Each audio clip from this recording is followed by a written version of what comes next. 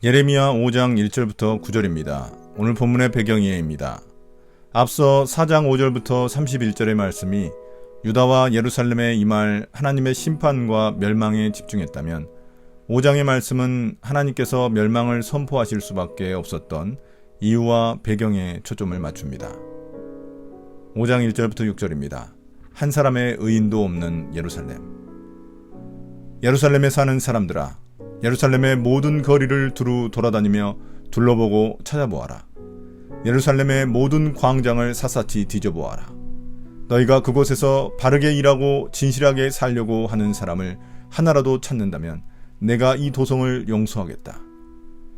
그들이 주님께서 살아계심을 두고 맹세하고 주님을 섬긴다고 말하지만 말하는 것과 사는 것이 다르다. 주님께서는 몸소 진실을 찾고 계셨습니다. 주님께서 그들을 때리셨어도 그들은 정신을 차리지 않으며 주님께서 그들을 멸망시키신 것인데도 그들은 교훈받기를 거절합니다. 그들은 얼굴을 바윗돌보다도 더 굳게 하고 주님께로 돌아오기를 거절합니다.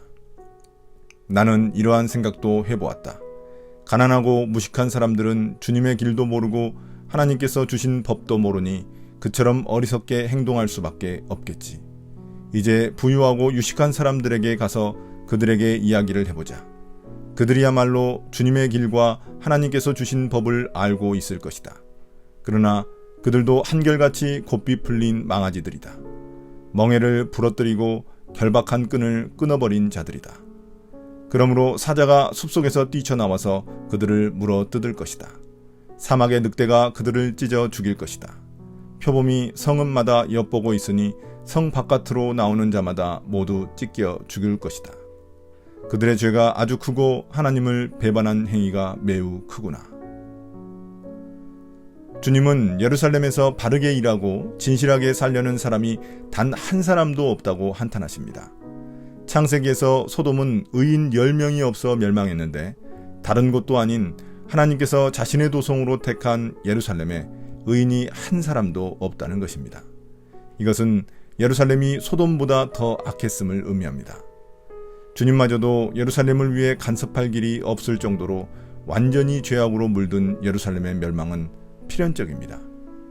2절부터는 예레미야의 말입니다. 예루살렘에는 주님의 이름으로 맹세하는 자들이 많이 있었지만 모두 위선적인 입술의 고백에 불과합니다. 이들은 자신들의 거짓과 탐욕을 포장하기 위해 주님의 이름으로 맹세할 따름입니다. 그들은 주님의 이름을 부르지만 주님을 두려워하지 않습니다. 주님은 진실을 구하는 자를 찾으시지만 아무도 없습니다. 예루살렘은 영적으로 무강박해져서 주님께 매를 맞아도 정신을 차리지 못합니다. 주님이 그들을 멸망시키는데도 그들은 교훈을 얻지 못합니다.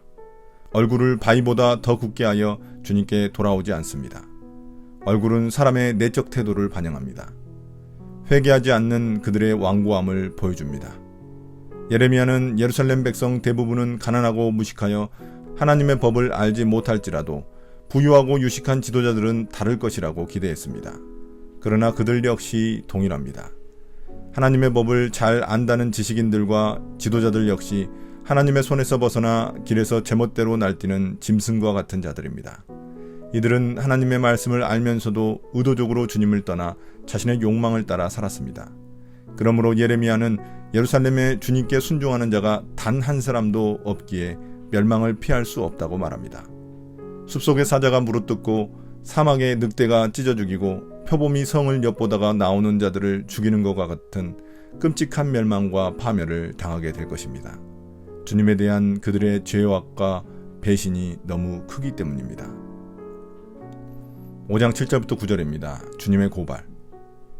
예루살렘아, 내가 너를 어떻게 용서하여 줄 수가 있겠느냐?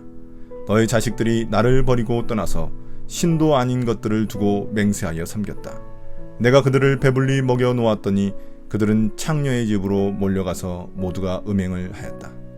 그들은 살지고 정욕이 왕성한 순말과 같이 되어서 각기 이웃의 아내를 탐내어 울부짖는다.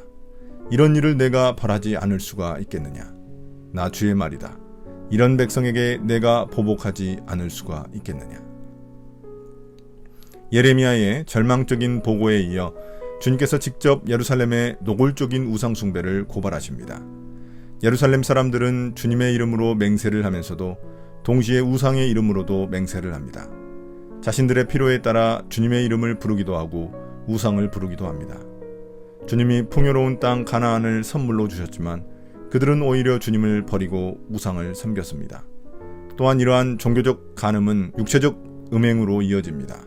우상들을 숭배하며 성적으로 타락하기 때문입니다. 백성들은 마치 발전기가 되어 욕종에 사로잡힌 순말이 암말을 찾아 들판을 헤매며 돌아다니듯 음란에 빠져 이웃 아내를 탐합니다. 그러므로 하나님의 심판을 피할 수 없습니다. 주님은 백성들의 악행에 보복하셔서 주님의 정의와 공의를 드러내십니다. 오늘의 묵상 포인트입니다. 첫 번째, 하나님은 어떤 분입니까? 이스라엘은 하나님을 안다고 주장하지만 하나님은 인정하지 않으십니다. 하나님이 원하시는 알미란 형식적이고 제의적인 알미 아닙니다. 삶으로 증명된 알을 원하십니다. 실제 삶으로 하나님의 정의와 공의를 실천하며 살아가는 삶을 원하십니다. 두 번째, 나에게 주시는 교훈은 무엇입니까?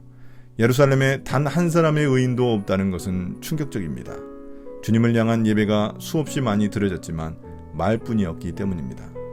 삶 속에서 주님의 말씀을 어떻게든 순종하려는 진실한 사람을 찾을 수 없으셨기 때문입니다. 그렇다면 지금 우리의 모습은 어떻습니까? 오늘의 기도입니다. 주님, 하나님의 말씀을 아는 데서 그치지 않고 살아내는 자가 되기를 간절히 원합니다. 예수님 이름으로 기도드립니다. 아멘.